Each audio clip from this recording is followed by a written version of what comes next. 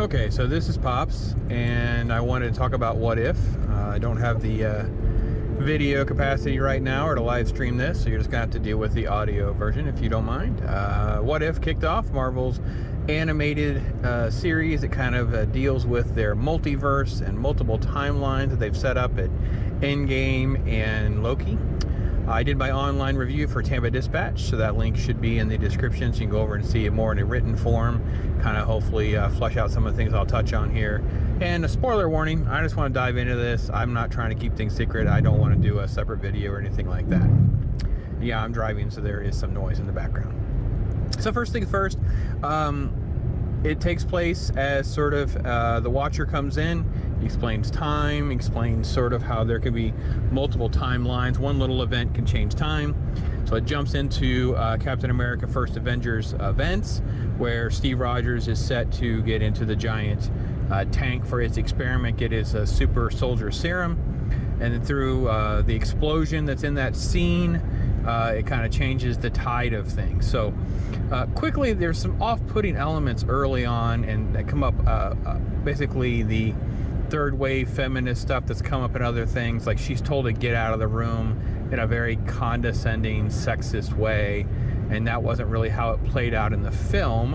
And here she stays on the ground floor, so when the explosion goes off, she's there. Gunfire ensues. Steve is shot, so he cannot get in the tank, and she ultimately is the one that gets the super soldier serum, because Howard Stark's yelling that we have like one chance to do this, which is pretty much true in the film as well. So now she becomes the super soldier, so when the tank opens up, she does not look like herself anymore. She looks like a 20th century bodybuilder, right? She doesn't look like a strong woman. She doesn't look like the super soldiers that are in like Falcon and Winter Soldier. She looks like a man's body with a female's head. It's all animation. It is not changed the dynamic too much between her and Steve. There's all this sort of conflict with the military. You know, she's a woman, she can't be in the military. You know, they don't do those kinds of things. So she just goes out on her own. And you see her just dismissing people left and right. She's way more apt, learning way faster than Steve did. She's way more efficient, gets the hands on the Tesseract right away, dispatching Nazis and Germans that are in her way. So it is definitely, the woman is strong, way stronger than Steve was. But when the Tesseract comes into play, you have the Howard Stark storyline. It kind of really changes here. We get away from like everything that happens in First Avengers with the Red Skull. We get into this new timeline where Howard uses the Tesseract to make Steve basically an Iron Man suit, basically kind of a, Mach 1, kind of an ironmonger kind of suit that he can use and fight alongside Peggy, which is how the story advances. There's a shot where they break the Howling Commandos out, so that was pretty good. She is definitely just immediately very skilled, very strong, dispatching people and enjoying it. And there's a few moments there. What is great is there's a shot, a scene with Steve and Peggy, and this is kind of the saving grace of what they do right about the show, is they keep their relationship very sort of genuine and tender. They still love each other. And I know they're kind of playing a little bit off of our headcanon, like we know what happens in First Avengers, so we know how they're together, we know all of that, so we tend to kind of maybe cut it a little bit of slack than what we actually see. But they immediately move in for a kiss, which gets interrupted, and all of that really works so much better than I expected. Like, I actually liked all of this. So the story moves where you get to the train sequence where Bucky was supposed to, not get saved and die, but ultimately doesn't and becomes Winter Soldier. But here, Peggy saves him, and it's Steve that is caught up in the explosion and presumed to be dead. So there's definitely little twists and turns. One kind of leads to the next.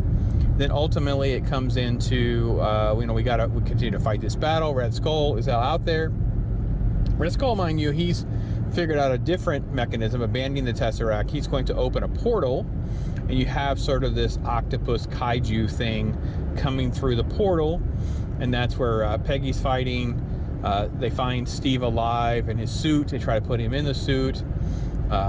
It's really an interesting little battle scene that moves pretty quickly, and basically it kind of, again, flips everything on its head, right? So Peggy has to sacrifice herself, and there's references to, you still owe me that dance, and you really do feel for Peggy and Steve here. Like, it is sort of a bizarro world of their relationship where everything got flipped. And then, of course, she goes through the portal, and there's like the twist ending, which takes us to the Avengers movie in this universe.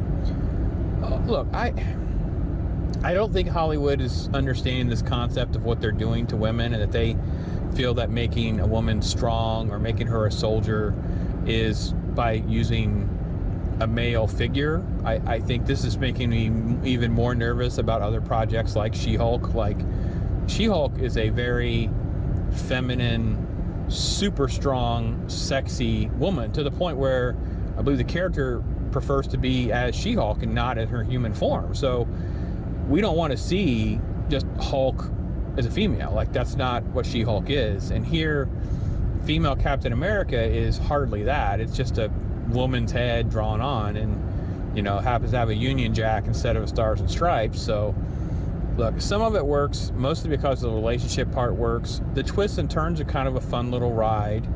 I wouldn't necessarily say that it's great. I think the entire agenda of the show is to present all these stories and different things from comic books or things that we kind of know from films, turn them on their head with gender swapping, race swapping, little what ifs is more down that road than the traditional comic book what ifs. So if you're expecting those kind of storylines or tropes, that's not what the show appears to be set towards. But all in all, it was not a horrible 20-30 minutes, however long the show is. But again, they didn't mess up the Steve Peggy storyline. They kind of perpetuated it with a different twist, and that was really the saving grace. So anyway, hopefully you see it, check it out for yourself, tell me what you think in the comments. I appreciate it so much, and I'm Pops.